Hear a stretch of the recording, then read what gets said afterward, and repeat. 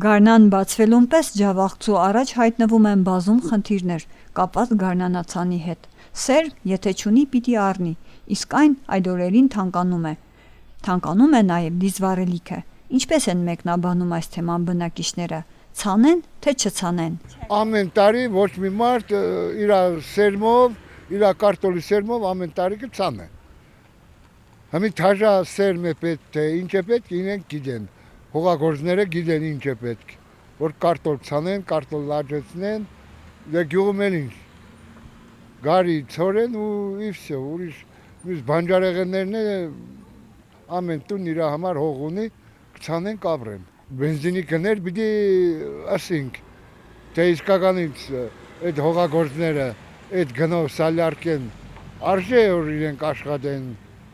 իրենց համար օգուտ է, որ այդ սալարկեն գնեն, այդ գործը ենեն, այդքան գնով։ Ամեն մարդ իր սեփականության տերն է, կաշխատեն կապրեն։ Կարտոֆիլագործները շատ էին,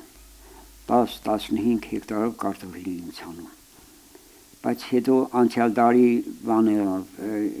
գին չունեցավ